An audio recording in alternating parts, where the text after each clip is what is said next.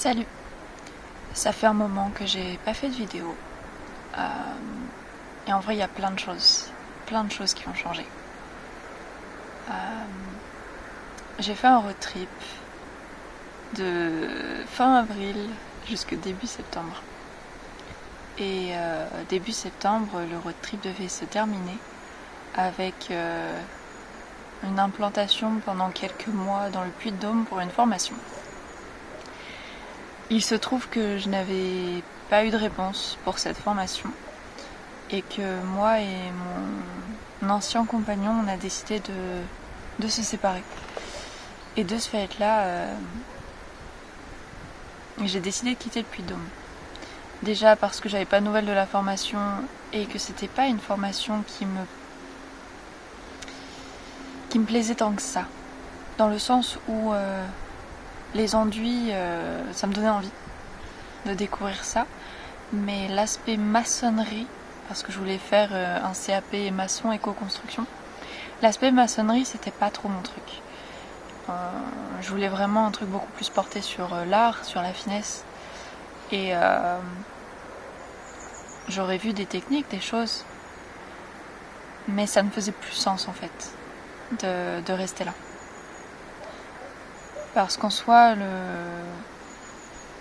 le projet c'était de venir aussi avec mon ancien compagnon et de rester avec lui le temps de nos formations, quoi.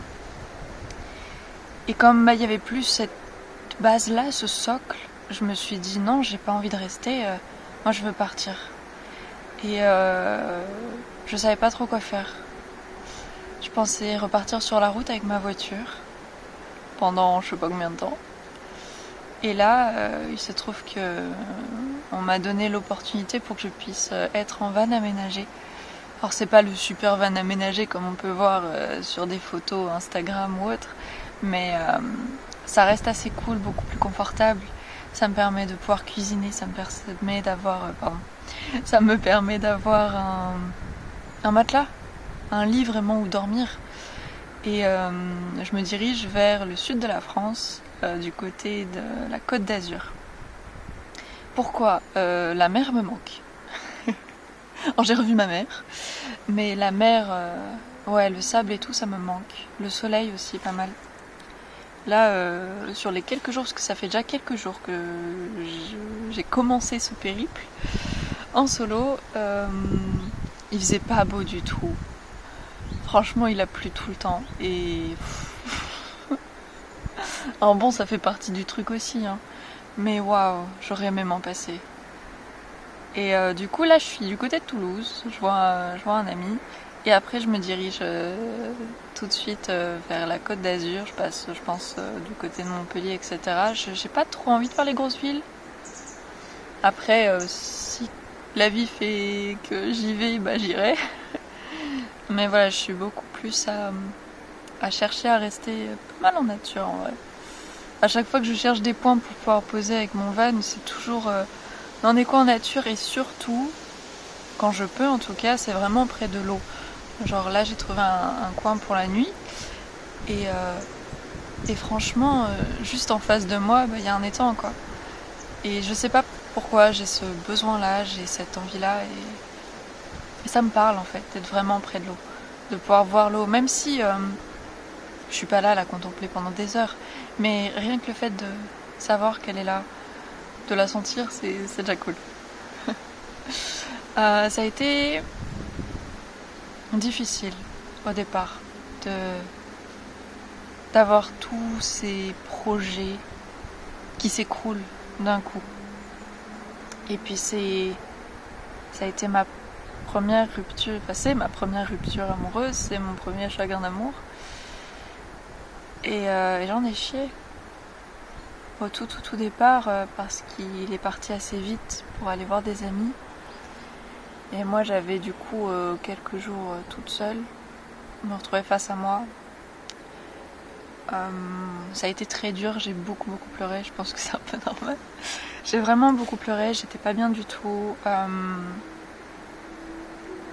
Ouais, j'avais l'impression que la vie faisait plus de sens, etc. Ça a été dur.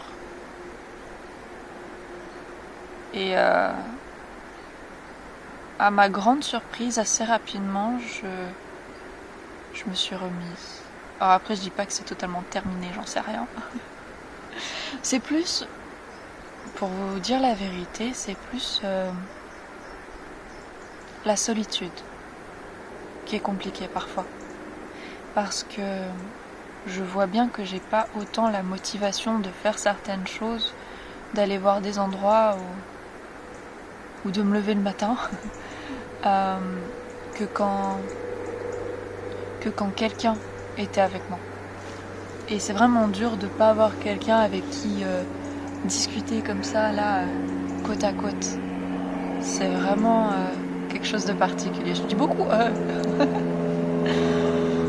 Donc voilà.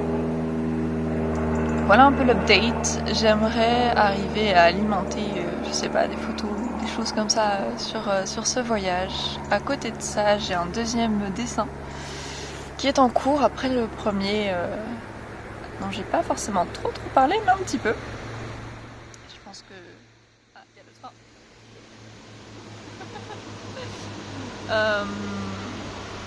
Ouais, je vous ai pas trop parlé du premier dessin que j'ai fait, j'en reparlerai peut-être un petit peu, mais j'en ai un deuxième qui est en cours. C'est très long à faire parce que c'est des motifs très petits. Je m'inspire de choses que j'ai déjà vues, je m'inspire de ce que je vois. Et je fais vraiment au crayon. Je teste les motifs, je vois si ça va, si ça me plaît, je garde et du coup je passe au crayon noir après. Si ça me plaît pas, j'efface et je trouve un autre motif. Donc c'est un processus vraiment très long, très minutieux, mais j'adore faire ça. Ça me plaît énormément. Et du coup, j'ai quand même l'envie de faire une formation, mais pas sur la maçonnerie comme on l'entend, mais plus sur le métier de peintre décorateur. En tout cas, quelque chose dans la décoration d'intérieur, mais vraiment dans le toucher des matériaux, dans le fait de faire des fresques murales, etc. C'est vraiment ce qui me parle le plus depuis quelques mois. Donc je fais mes recherches, je regarde un petit peu. J'ai vu qu'il y avait à Reims, j'ai vu... où est-ce que j'ai vu encore? Du côté de Albi. Enfin, j'ai vu quelques-uns dans le sud. Bref, je cherche, je regarde. Et voilà.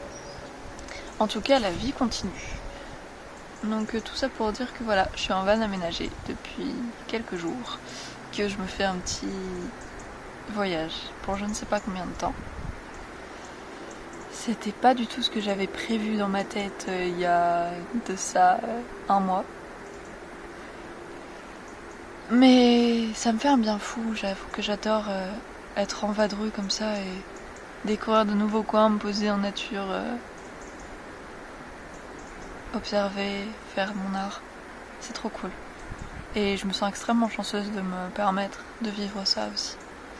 Donc voilà, je vous fais de gros bisous. Ciao.